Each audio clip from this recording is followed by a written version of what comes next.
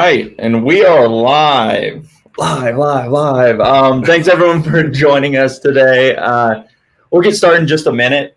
We usually like to let a few people roll in, but as you can see, we're all matching. This is just fabulous. Yeah, this was so well coordinated, and the fact that we're like so technically challenged today because we're in the office, like we're in the process of getting ready to move out of this office space.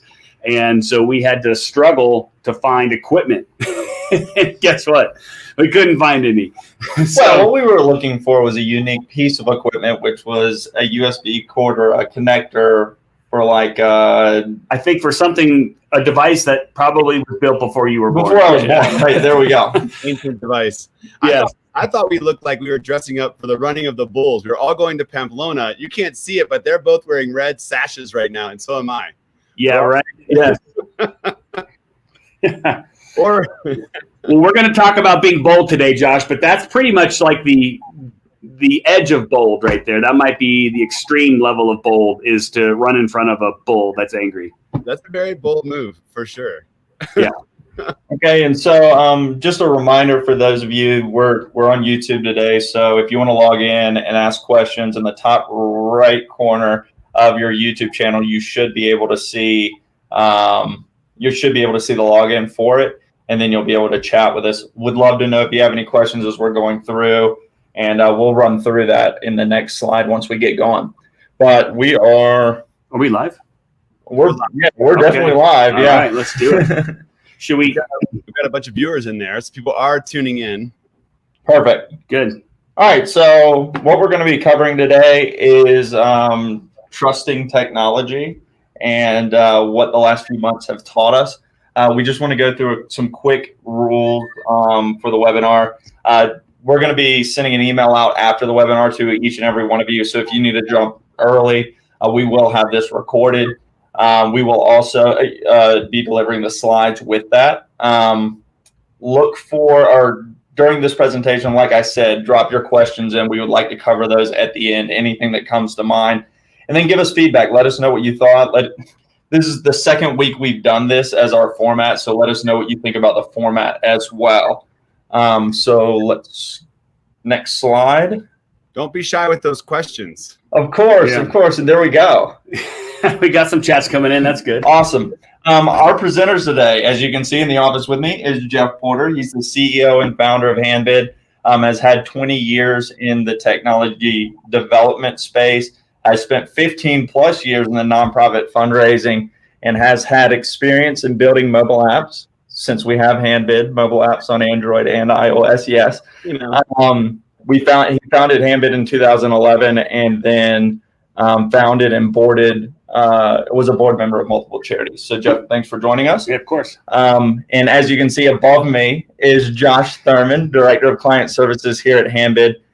He has also had a lot of time in the nonprofit field. He has spent 15 years in nonprofit management, former owner of catering company and event expert. Yes, of course. And then a master's degree in nonprofit management. He's also very handsome. Very handsome. And without saying, he's a very good chef. So I slipped that in there. Why not? All right. Qualifications. So let's jump right in. Here. Let's do it. So we wanted to first start out. You want to swap spots? Okay. Well, I'm going to sit down here. Okay. We wanted to first start out by talking about, this challenge that we see a lot of you guys are going through, and that's like, who do I believe, right? So I like to say that we're in more than just a health crisis these days, and I'm not trying to get political with you guys, but there's a lot of information out there, and you're consuming a lot of information, you're reading about a lot of things, and the real question is you don't even know what's true, you don't know who to believe, and you're not even sure what to believe right at this point. So, and we get it. Right. And our advice is always when people call in saying, I'm getting conflicting advice, I don't really understand how this technology thing should work.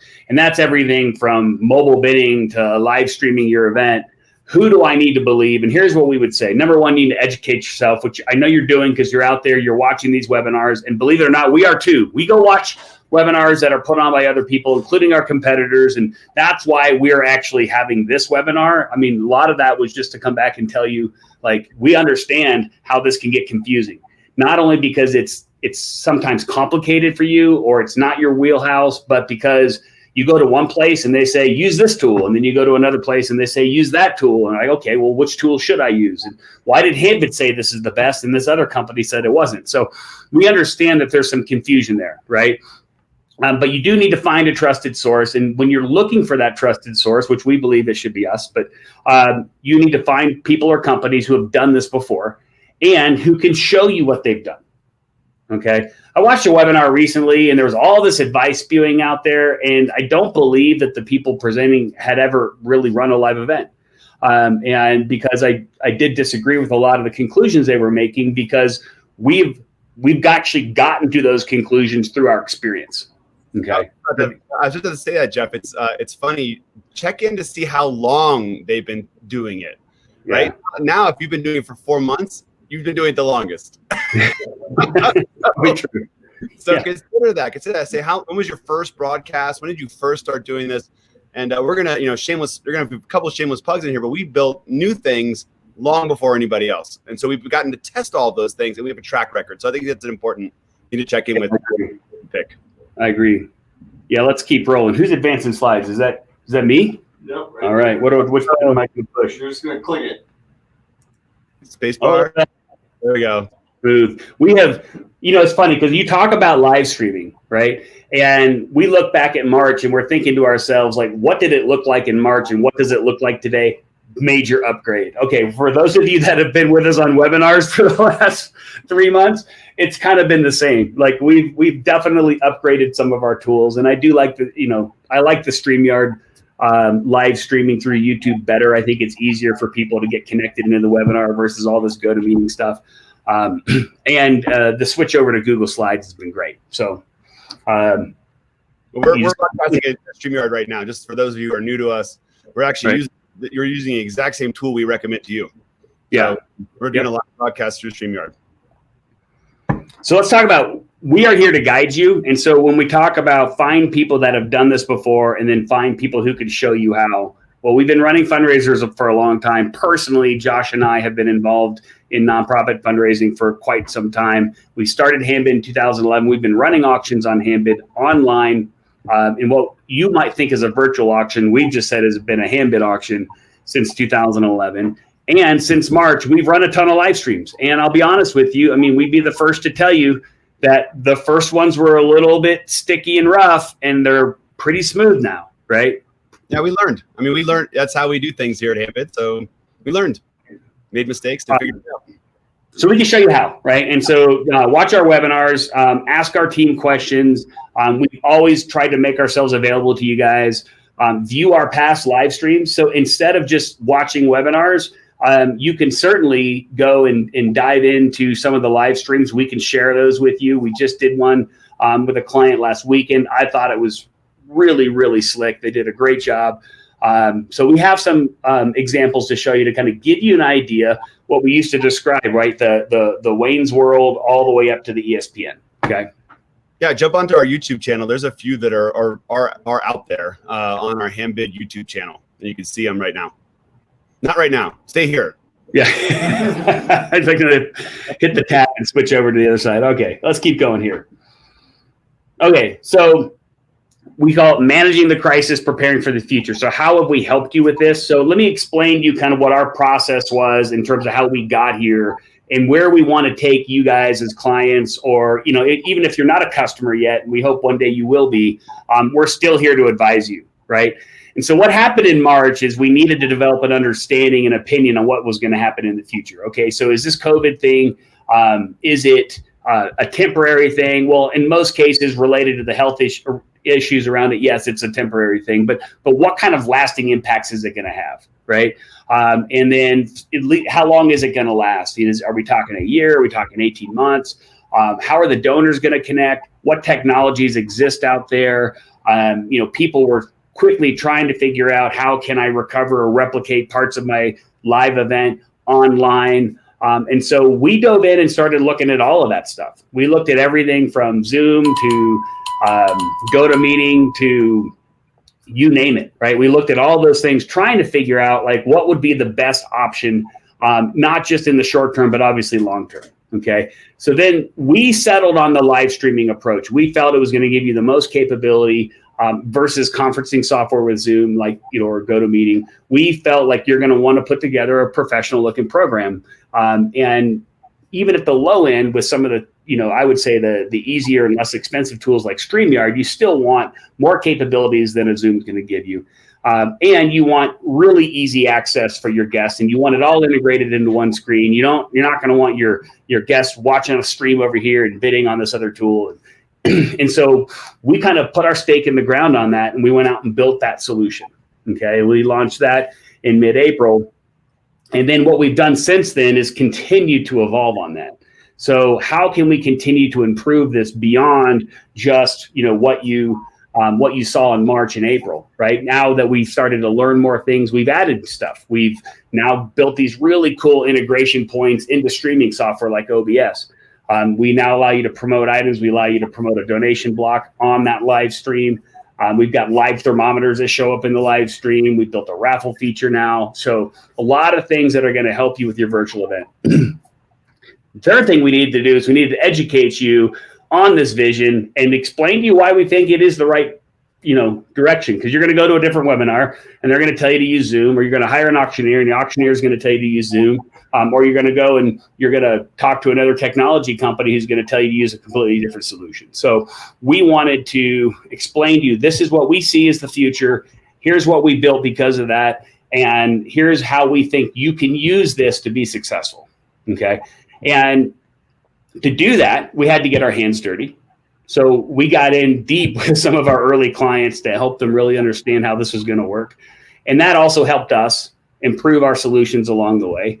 And it also allowed us to recognize that some of you just want this kind of all-in-one solution, which is why we launched the virtual auction in a box. Okay. So when we talk about, kind of how do we get from there to here and where do we want to go? We want you to have a better understanding of our thought process along the way. And I just wanted to address a really quick question. David, I think you saw it pop in there. For Christy, thank you for joining the Handbid team. I just want to say this is not based on sales today. We will make a couple shameless Handbid plugs, but we're going to also sprinkle in a lot of really great information about pushing forward through your event and trusting technology in general. And most of our webinars are that way. They're not really very salesy. We do that on purpose. We just like to get good information out into the ecosphere. So right. No, cool. Good point, Josh. Yeah, I just want to address that really quickly. We did talk a little bit about our process, but it's important that we did, because that is the process we're going to talk about today for you. The 3 things Jeff just outlined, decide what we're going to do, figure out how to do it, and then communicate it back out to our guests exactly what we're going to talk about today. So I think that was exactly right. So the first part, you could see Charity's reaction. Was it a pivot or a panic? I'm gonna go ahead and put it out there and say it was a panic. We saw the end of May, we saw full on panic. It was, and a lot of people had a hard time. We saw a lot of people drop out, decide they're just not going to do anything, start talking about dropping into the reserves. All the things that make executive directors and board chairmen just cringe, and chair people cringe. This is the thing. These are the things that we don't want to talk about.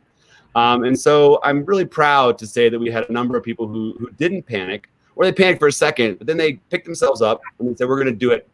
We're going to fix something. We're going to figure out something, and we're going to go forward. So the first thing was, obviously we had to face it. And I'm so proud of all of you too, without sounding too presumptuous. It's just amazing that everybody picked themselves up and did it.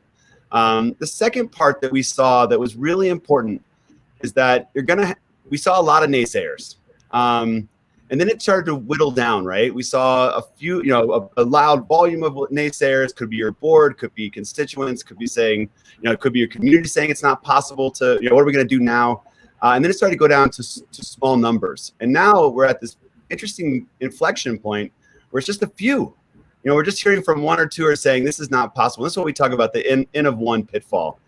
Right now you're hearing from a loud minority of people maybe on your end who are saying don't do it, or let's wait, or it won't work. And we are saying that is simply not true, and you have to quell those voices. Now, we can't tell you exactly what to say. I don't know, Jeff. I feel like we don't have the perfect words for you to say to your donors to make them, the ones that are the naysayers, to go away. But start preparing your voice for them. Start preparing that narrative to move even the naysayers out of that place. We're going to talk more about the naysayers in a minute. A couple of things that are important is to know that how we see people actually pivot and come out of the panic is that people have changed their minds.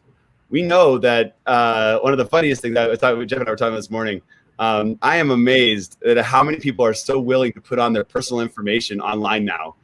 It's mind-blowing. I was looking at the health apps. I was reading an article in Wired talking about health apps and how people were just absolutely willing to put all this HIPAA protected information into a health app. And I'm like, this is not normal. That's not what people were like before COVID. So this is a very strange shift in thinking. And I think that you guys have to get ready for that shift too, and recognize it and embrace it. It's okay. The last part of that little bit though, there's always yin and yang.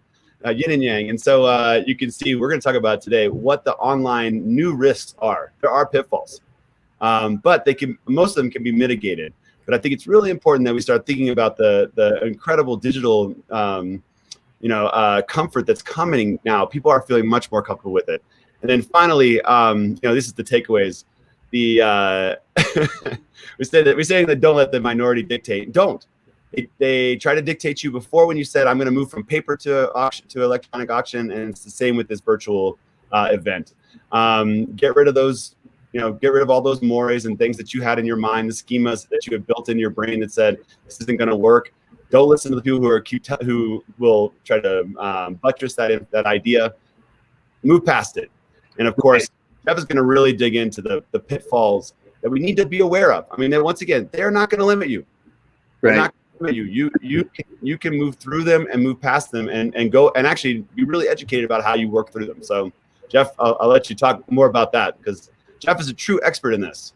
Yeah, and look, I've been through a number of what I would consider to be kind of transformations in certain industries, right? And for my personal charity, we went through a transformation from basically paper, all paper type of events with the donation cards on the table in 2011 over to Handbid. And Handbid in 2011, it does not look anything like Handbid today. So you have to imagine that it was still a big transition though. And what came along with that transition was resistance, right? And so what Josh is talking about, N of one, N is a sample size in a survey, right? It represents the number of people you sample, and the cliche here is N of one means you're sampling one person. Usually it's yourself, but it doesn't have to be. It can be the board member that happens to call you to complain that this is a bad idea. And all I can encourage you to do is to press through it. If you believe that this is where it needs to go and this is going to benefit the majority or it's going to benefit the charity long term, you have to press through that. And you're going to run into resistance. You're going to run into I told you so's. I mean, there's going to be a chorus of some of those things that are going to happen. Stick to your guns, okay? And but also understand that you can't blindly stick to your guns. You want to press through it. You want to lean into us, because there are going to be some pitfalls or new things that maybe you're not used to, right? When you're moving into virtual live streaming or you're moving into using technology or mobile bidding for the first time, there's some things you need to be aware of. And let's dive into what those are. The first one is cybersecurity and data privacy, okay? We still go to events that use Handbid, and they throw donation cards out on the table. My son's baseball club, sends me a form and email and says, write all your credit card information on it and fax it back to us. Well, there's a couple of challenges with that. Number one is the faxing back part. I don't even have a fax machine, but I'm not writing my credit card information on a piece of paper and giving it to anybody. Okay. And so these are the things that are kind of new that you have to think about. The other big one is data privacy. right? And so when we talk about both of these things, the first question you would ask is okay, so how critical is it? Is it bad, embarrassing, or both? And it really depends on the data that's being stored, right? If you're a hospital, it's bad, right? If somebody compromises that, they're getting, healthcare information about you.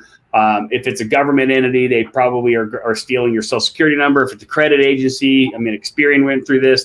That's bad. Okay. Then you have embarrassing, right? And I'm not saying embarrassing isn't bad, but it's at a lesser degree of bad. And, it might be your donor's email address. It might be their name. It might be their phone number. It's not the end of the world to the donor if their email address has been stolen or exposed, but it is embarrassing to you. Okay. And so you have to really understand when you're looking at technology partners and vendors out there, how are they storing, managing, manipulating, protecting your donor's data and your own data too? Okay. And then another element of that is the payment side. So how are they processing payments? Now, most people in the industry these days are processing payments directly through merchant providers through what's called a tokenization process. So that's probably okay. Maybe, and I only say maybe because there are some ways to compromise that, and any mobile bidding company you're working with or fundraising company should know how to protect those. But for the most part, companies like Handbid or any of our competitors, we don't store credit card information in our database, so it's not going to get compromised there. Okay, but how do you go about vetting these technology partners and understanding, how secure are they? Well, one, you can ask them. I would say that's the first thing is let me read your privacy policy and tell me about your data security policies. Okay. We have to, as companies, we have to do self-assessments. We also get third-party assessments done as well. And you can go out and get those same third-party assessments. They can get expensive, but they do exist. And so if you really do need to vet out a really critical supplier for your company, then you would go that route. And these third parties will just come in and tell you how secure is Handbid, or how secure is Stripe.com, or how secure is Twilio, how secure is Blackbaud, right? And so that's always good to know. And here, I'm just going to give you a real life example. I think I can click on this and work. This actually came in my wife's email box yesterday, and you just don't want this to be you. My wife is an alumni of the College of William and Mary, and they had to announce to all of their alumni about a data breach that came from Blackbaud, who a lot of you are probably familiar with, and some of you might be involved in this. And this isn't to pick on Blackbaud. I can guarantee you they take security very seriously, and they pour a lot of resources into it. And if you read Blackbaud's statement, this isn't critical in the sense that people's critical data was exposed. It's just embarrassing, right? And so it does at every level make sense for you guys to know when you move your technology online, who you partner with and who you use does matter.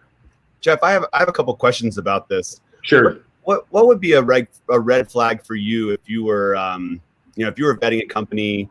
If you wanted to check on cybersecurity and you were curious about something, what would be some red flags that would make you go, I don't know if I want to use that company?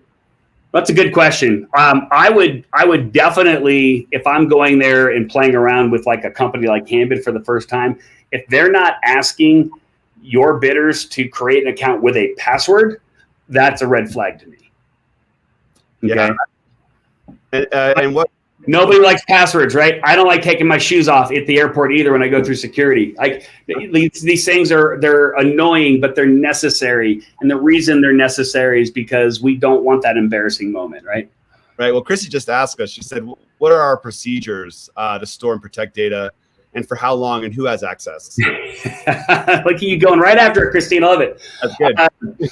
So we follow a what's called a NIST cybersecurity framework. Right. And so we have certain controls that are in place, and we follow all the rules. And I don't want to dive into a webinar and all the things that we do, but we have two-factor authentication for administrators into certain aspects of the system.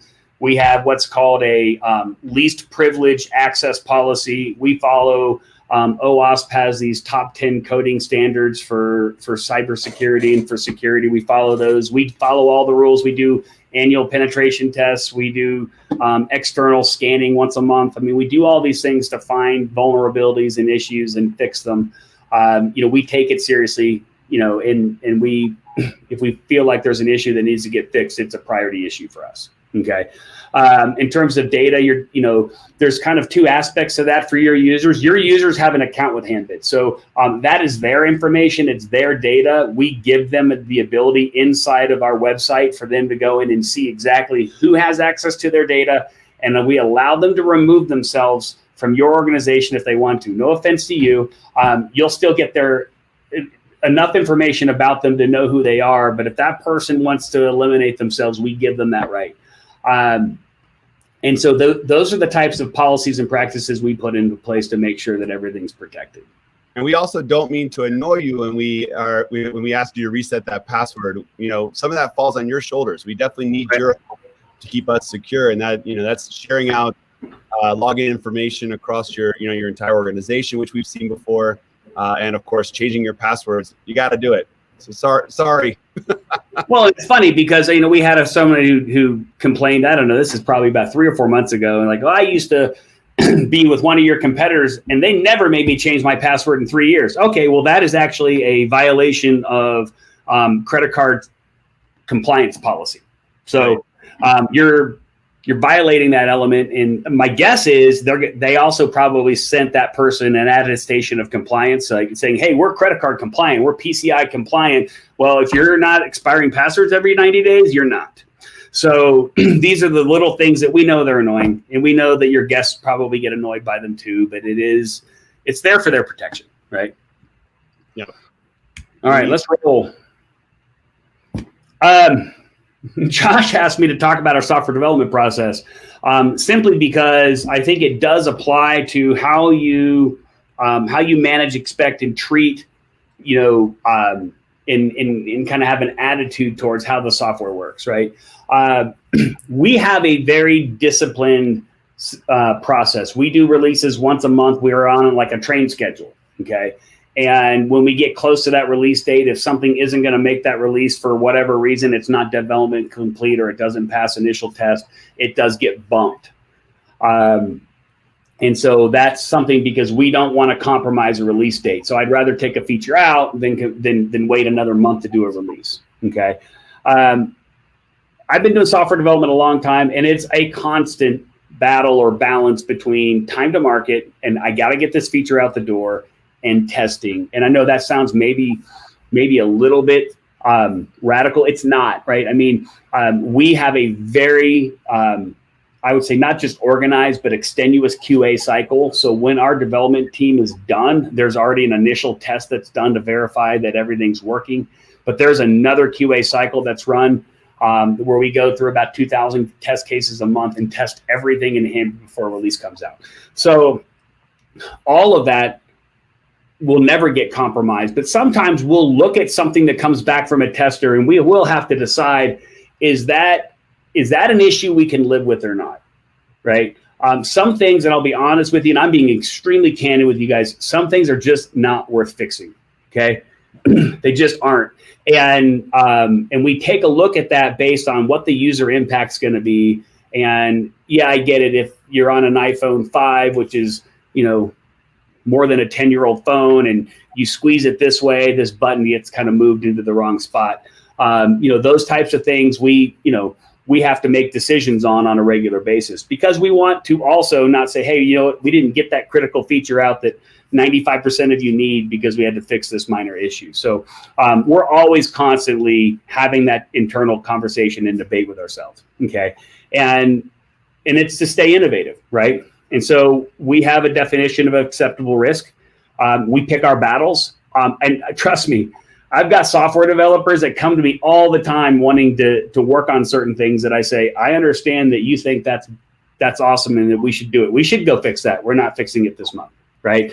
That's really why I wanted you to talk about it, was that I think that sometimes people think that if one thing is not working properly, which one things happen all the time in software development across all platforms, across all software, right. I don't want their trust to erode in our product. And that's why I wanted to kind of talk about that. I think it's an unfair reason to believe that the product is flawed in some way if it doesn't work with an iPhone 5. Right. I'm being really candid right now too. I think that's an unfair characterization of any software company.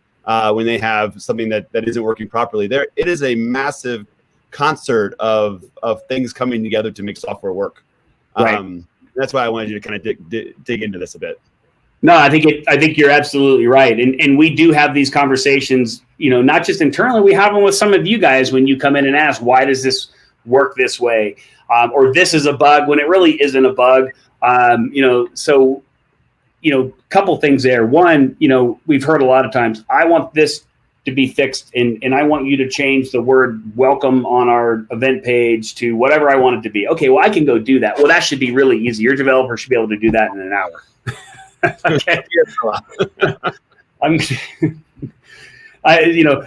That's not always true. Okay. But at the same time, those things can have bigger impacts. Oh yeah, that is a pretty simple change on your particular page. Unfortunately, it's going to change it on everybody else's page too. So it's not as simple as you think. And then you have to also understand that, there's several million lines of code in the Handbid software package. So, it's not, yes, I can make a really small change here and that might meet your particular need, but it's going to get thoroughly tested, right? Because you just don't want to have some sort of downstream impact from a change that you make. And so we take that kind of stuff seriously. The last point I would make on that, because we get this question a lot, is you don't understand why something works the way it does, and so you assume it's a bug. It may not be a bug. It might just be how we designed it, okay? So that's important for you to understand because, as we like to say, software automates a process. And so when we go to automate something, we have to pick a process. Well, you guys are stuck with how me and my wife and everybody else, that we worked with prior to Handbid ran auctions and events.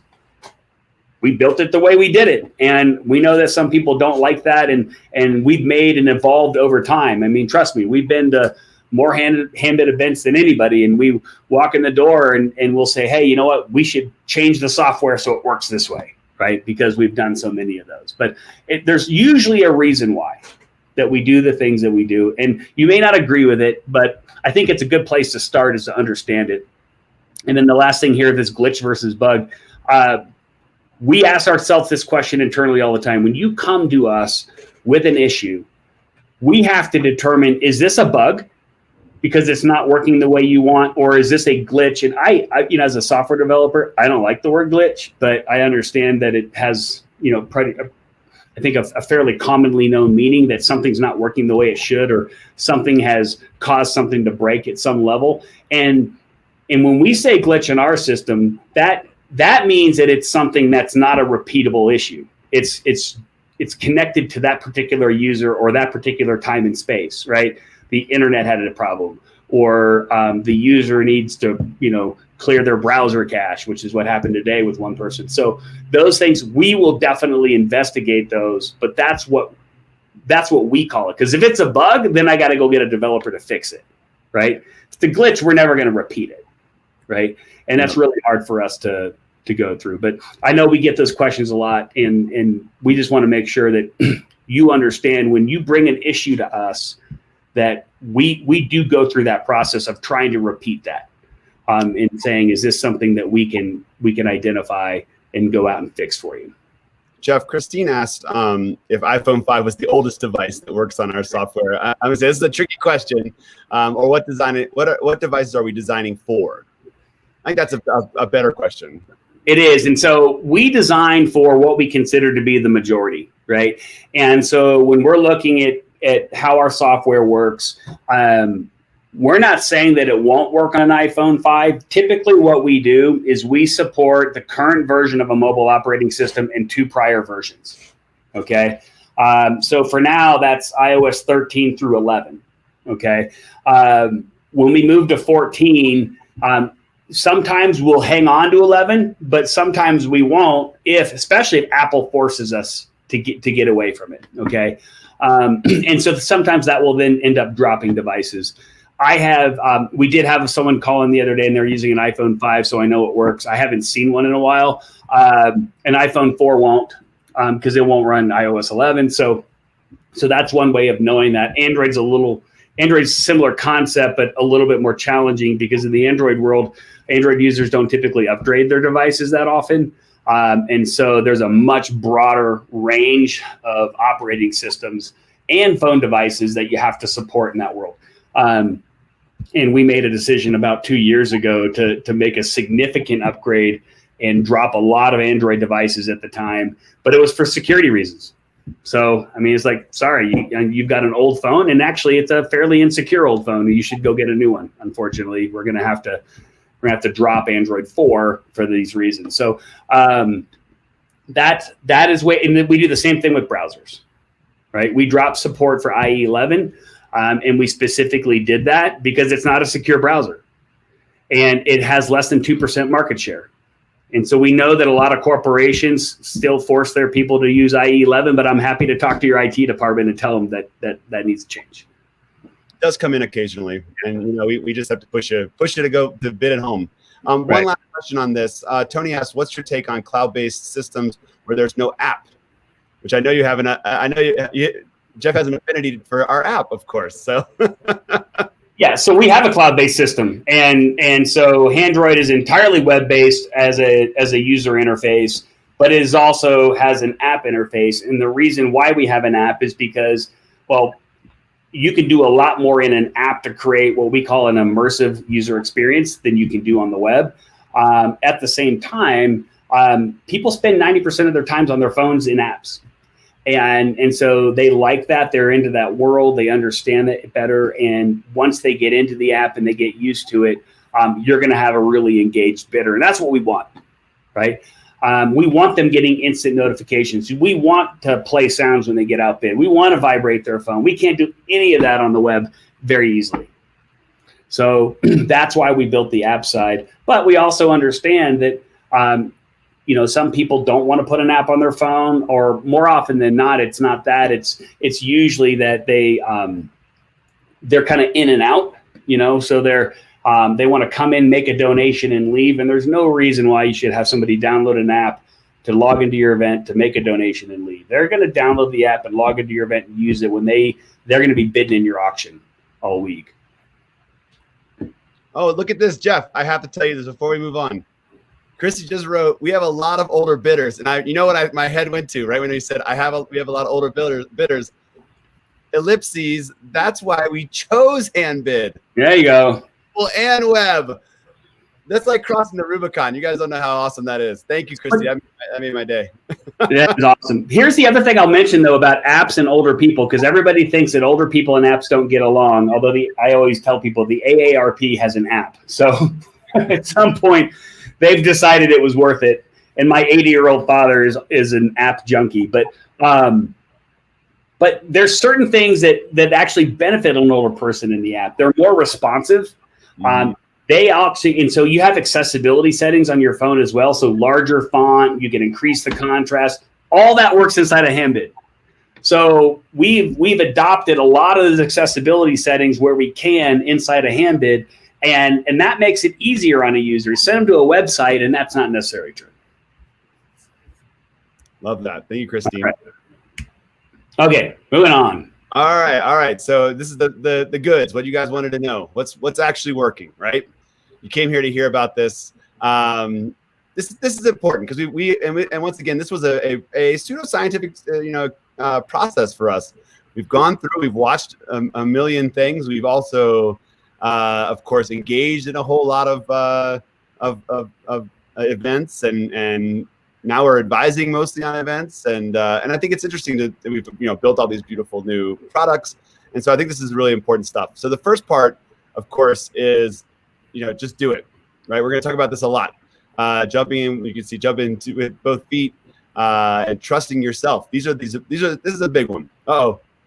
It's Liz says, watch it. We were there when the internet was invented. I'm 44. I was there. I don't know. Al Gore visited in 1991. What are you guys talking about? All right. All right. So that's the big thing, is trust yourself too. Jeff hit on it earlier. It's really important that you push forward. You do it. I mean, you can do it. You know that people are doing it around you, so believe, right? The next one is roll with the punches. And this, the reason we put this bullet in there is because of all the things we just talked about. there are going to be things that, oh, no, you weren't. There are going to be things that are going to come up, right? And this is exactly the same as your in-person event. This is no different. So when you are sitting in front of your computer and you're like, man, this isn't working the way I thought it was going to work, that's the same as the caterer forgetting something or something happening with the sound system and all of that. That is the job.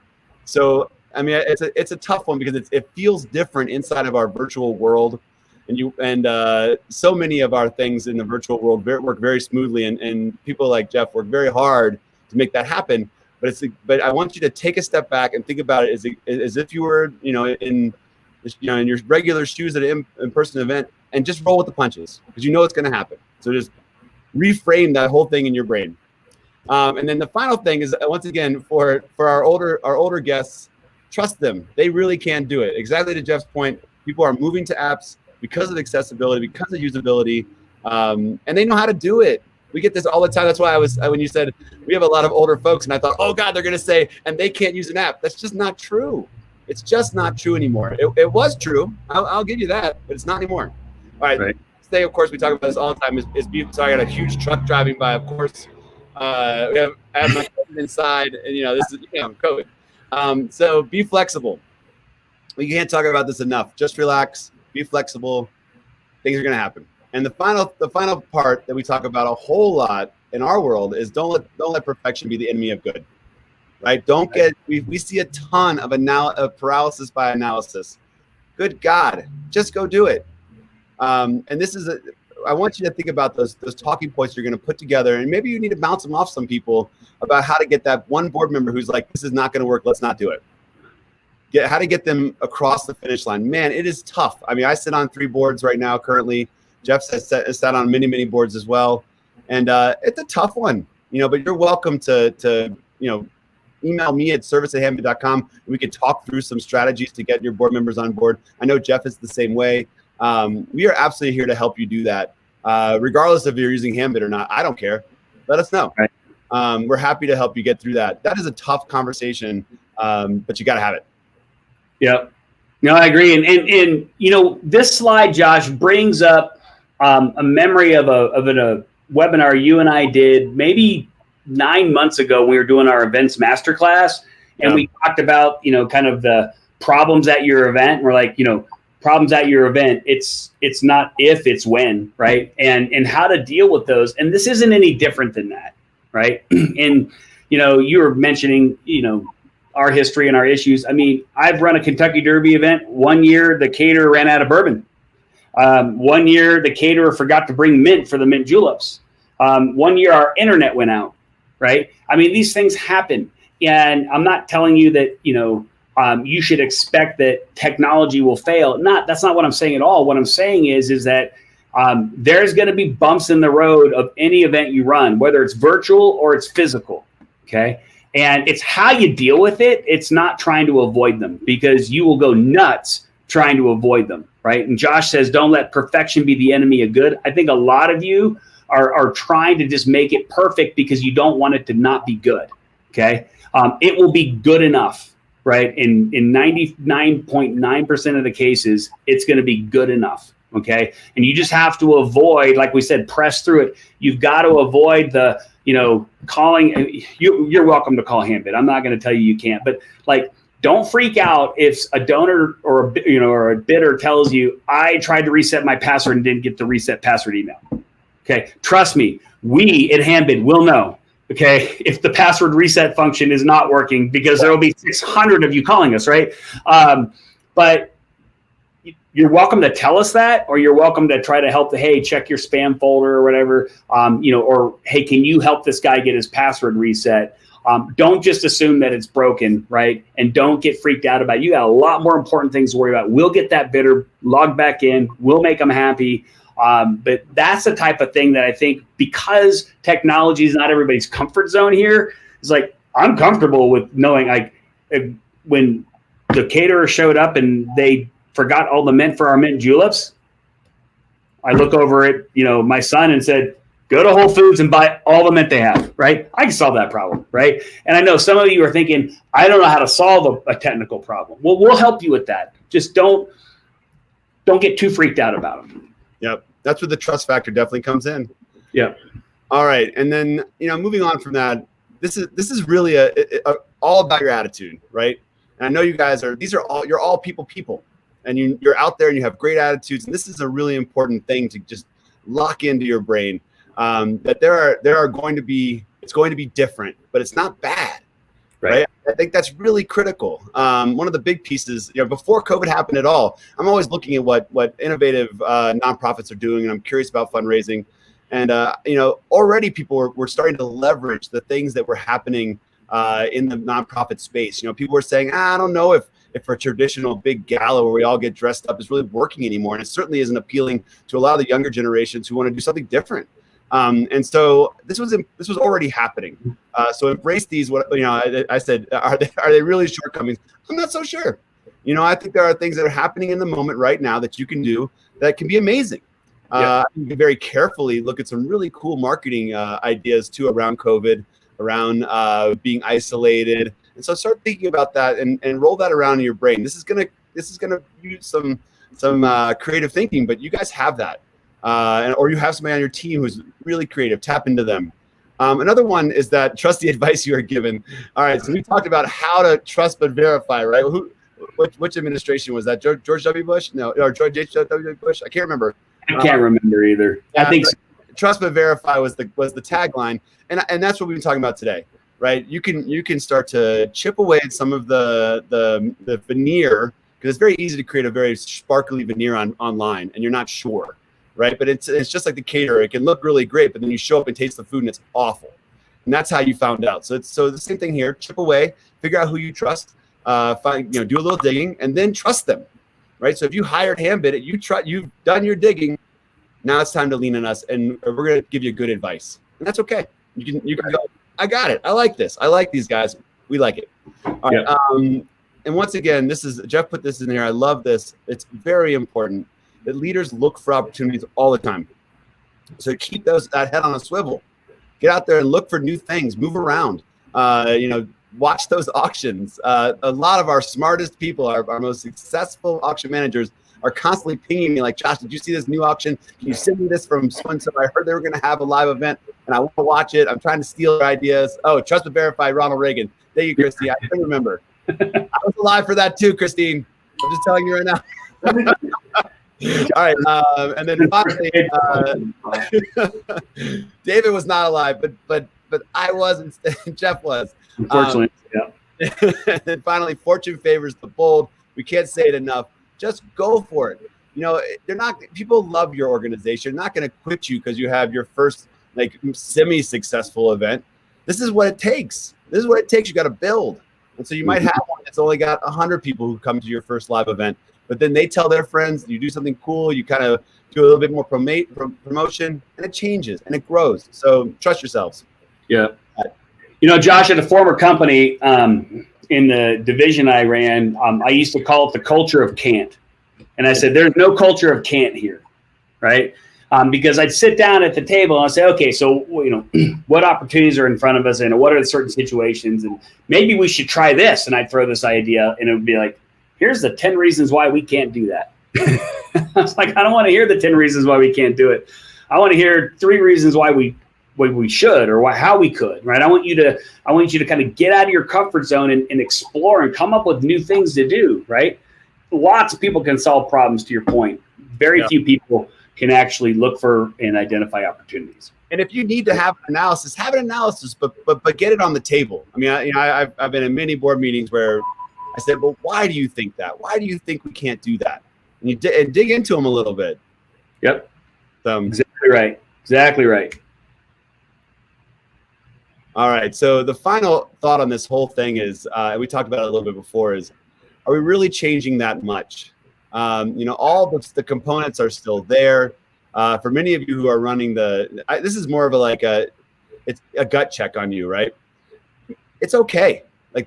Most things are going to be look and feel very similar. And it's important that you project the kind of energy and excitement that you had when you had your in-person event. And I know it can be very stressful. Trust me, trust us. Jeff and I know how stressful events are. But you know what? you also have to put on that really happy face and realize that there are going to be similar. People pick up on what you're projecting out there. It's for us, and Jeff will talk more about this. For us, it was we saw some big changes in the atmosphere, but really, Handbid remained largely the same. And that's what I feel like is happening in our world now too. Really, we keep it all seems so big, and news is only news because it's news. So it all seems so big and exciting and crazy, but really a lot of things are very similar. And so consider that. And then finally, of course, people are seeing, Liz says, thinking of all the money we'll save on the open bar, right? That's right. Huge. So the last bit I want to say about this is that obviously the new opportunities are to save that money on the open bar. But we're running an auction tonight that has 7,000 people registered to be in it. 7,000. So I want you to just let that sink in for a second. That can be you in 2 years.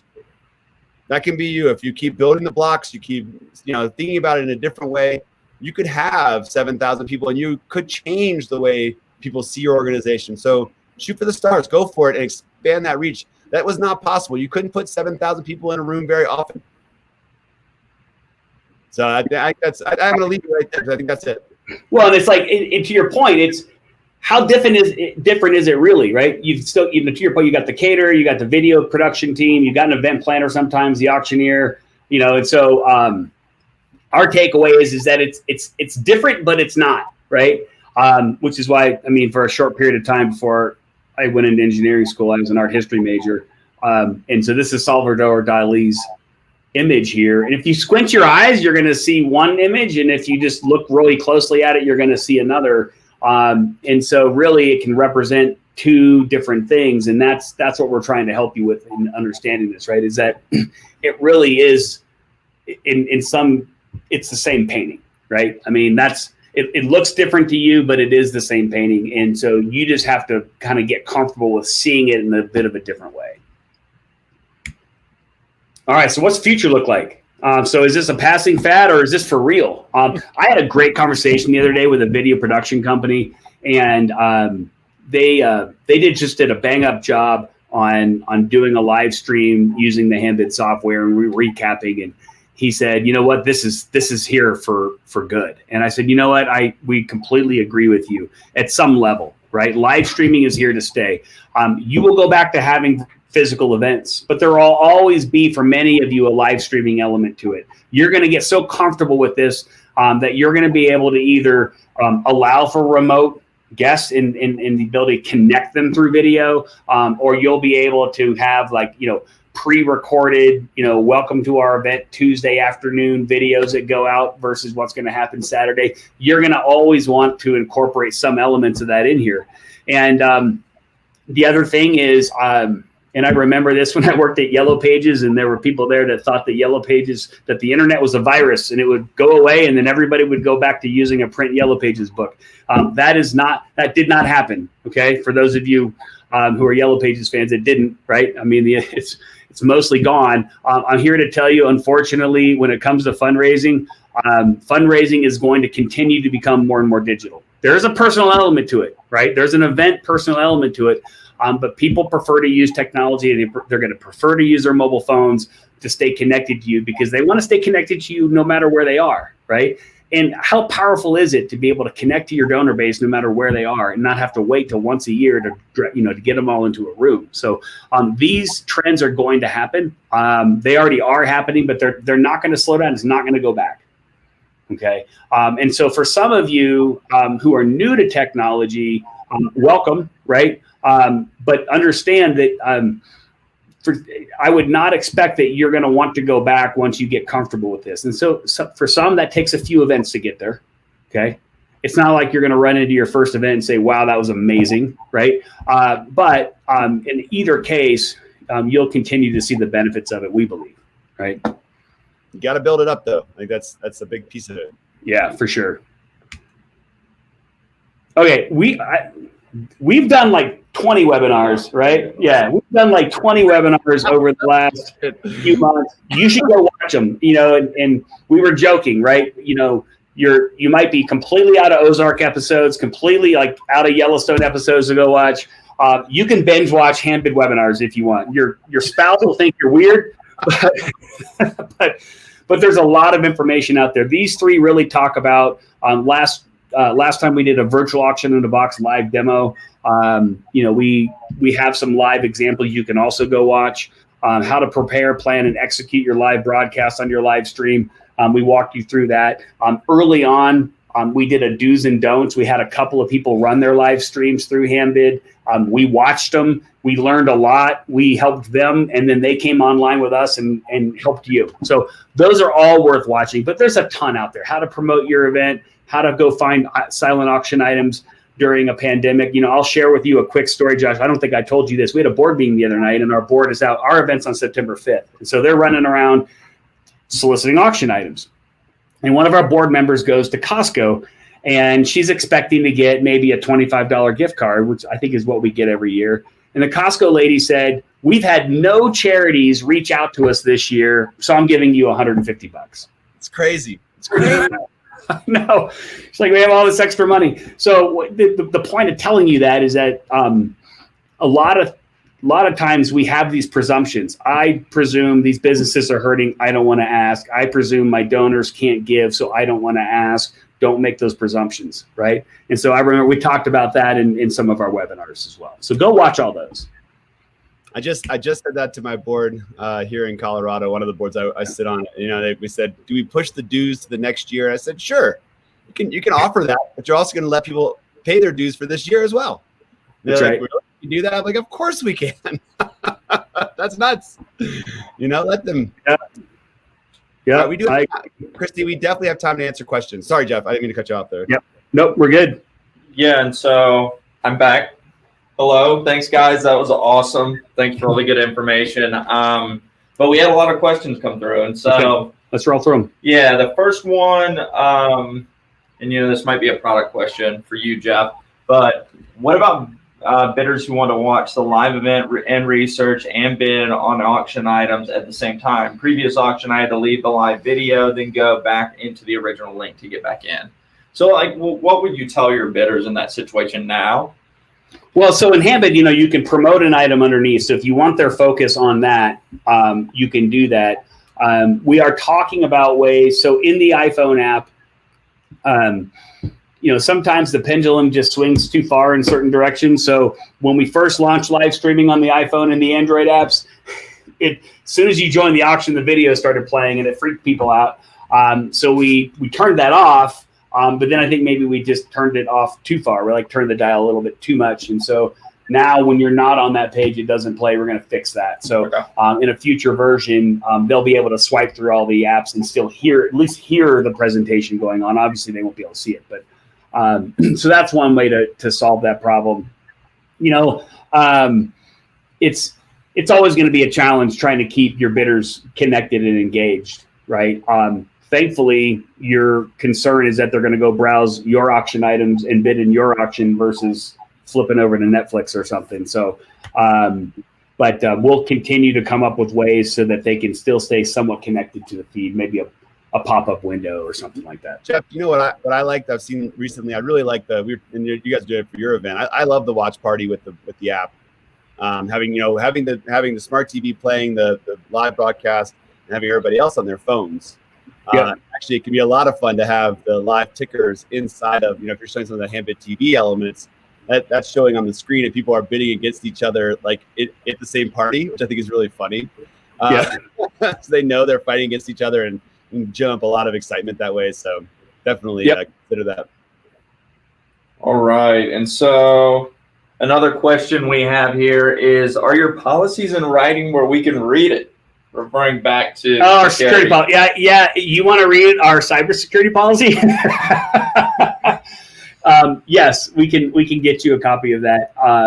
We have a written business continuity plan. I think that's always important that every company like ours has one of those and that we understand it. We have a disaster recovery plan. We have an incident response plan. We have a PCI attestation of compliance document that you're welcome to read as well.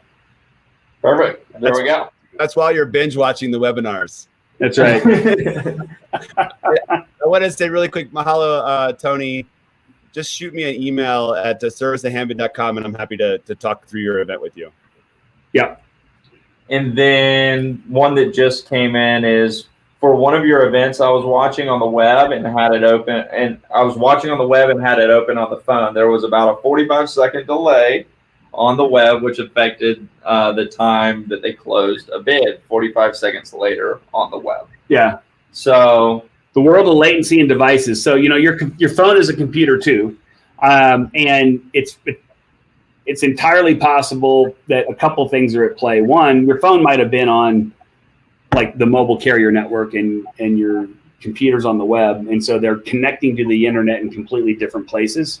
And then connecting to YouTube to watch that video. They don't connect through Handbid to do that. So they're connecting to YouTube to watch that video. And so that can play a role in terms of latency and delay. The other thing is that the devices just have different capabilities, right? Maybe the phone device is older, and so it's just not going to process video as fast as a computer, or vice versa. Sometimes your phone is more powerful than your old desktop computer. So, when it comes to watching two streams at the same time, it's going to happen. I mean, my kids were watching a Netflix show the other day, and they're watching it on the Apple TV, and then one of them pulled it up on their phone, and they were in completely different spots. I mean, it's just going to happen. So, and then it's like ESPN deals with the same problem. They because do. My dad's watching TV, he's watching the golf or whatever, and then he's like, "Oh, did you see that shot?" I'm like, "Dad, I'm 15 seconds behind you That's here, right. okay, across the country." Yeah. We are going to, and I don't know if we kind of jump to this. I can flip over there. Yeah. So last Tuesday, we launched two features, lots of other little things, but the two big ones that you would care about are the ability to schedule an auction close. So you can go in there now, put in the time and date that you want it to close, and shut your laptop and go to bed, and it'll close. And then the other one is raffle reports and picking a raffle winner. So we allow you now to kind of generate a list of every purchase, and then you can go in there and randomize that list and randomly pick a winner. So I know some of you were looking for that, and that got launched on Tuesday. And then what's coming up next? We are working on an iPad auctioneer dashboard, a single screen that your auctioneer can use in our iPad app and see everything that we believe the auctioneer needs to see, because it's virtual event now, right? So we need to give them eyes onto a lot of things, all your donations, all the bids coming in, the promoted item, that kind of stuff. So that's coming out. Recurring donations we're working on. That's coming along nicely. Salsa CRM is also coming along nicely. We'll be integrating with that. And then premium live streaming solution. So I wanted to bring this up because it'll be an alternative to YouTube. And our desire is to bring an even faster, lower latency solution than the one that we have with YouTube, which I think performs pretty well. Mm-hmm. For the price, it performs really well. But the premium solution out there, we want it to be even better than that. So. Perfect. Let's see. Yeah, and so Christine asked again, if I'm on only one device desktop, is there a way that I can bid on different items and still see and listen to the live stream? You would need to currently open up another tab for that and browse the items page, right? While that live stream's going on. The beauty of Handbid is you can be logged into as many devices as you want as the same person. So if you wanted to be on your phone and on the web at the same time, you could do that. Right. But we've made it a single screen solution for live streaming. But if you're a multitasker, there's ways to solve that problem for you. Sure. And let's see. A number of people, Josh, you just put in the event tonight is the National Conflict Resolution Center, right? Correct. A Path Forward is the name of the auction, and they allow just open registration. So jump on in there and check it out. And then another question, can you have people pay a fee to enter the auction, like at the door of a normal event?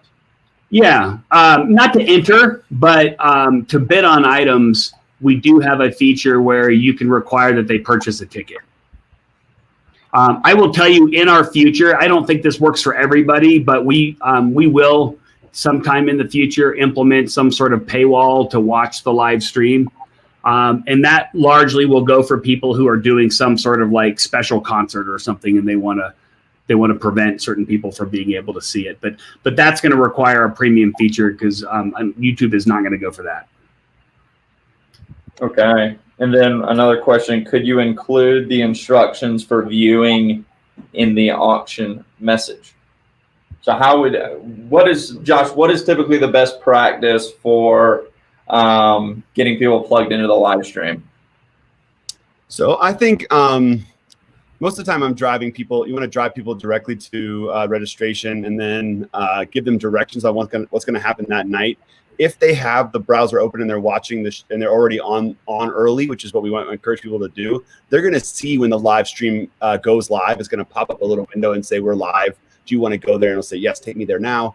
Otherwise, you can actually, once you establish that page, so if you go live once and you establish that page, you can capture that URL. I didn't know if you guys knew that, but it's kind of an interesting, I tested it the other day and it worked out pretty well. So that URL stays the same. So wherever that video is embedded, this is a little bit weird, just maybe sound a little technical, but whatever that video, once that URL is created, that URL remains the same every time you go back. So if you've created that one time as a test, and then you ask people to go back to it, you can actually send them back to the same URL. That makes sense. Did I say that right, Jeff? Yeah, I think that's perfect. We're going to move you onto the development team. All right. We're about 6 minutes over, so I think we've covered most of the questions. Yeah. So let's go ahead and close this thing out. There was one about having a round table. Keith, I think it's a good idea. Oh, I missed that one? Yeah. I think that we getting some input from you guys and building a bit of a community, I think would be really good to do. So we'll definitely consider doing something. No, I love that idea. That's awesome. Yeah. Cool. All right, so let's close this thing out. All right. Sure. You have something? I don't. Tell me what we have to do, David. Well, you need to subscribe to our page if you haven't already, because we're trying to grow and add more content to YouTube, and so we want you to be notified whenever we do so. So if you haven't done that yet, we'd love for you to subscribe. Thanks everyone for joining us, and thanks to our presenters, Josh, Jeff. That was amazing. If you have any questions, reach out to the service team, service@handbid.com. If you are not a Handbid customer and want to talk to us, feel free to email me, david@handbid.com, and I will point you in the right direction here. Otherwise, happy fundraising, everybody. Thanks for joining us, and we'll see you again soon. All right. Let's do it. Guys.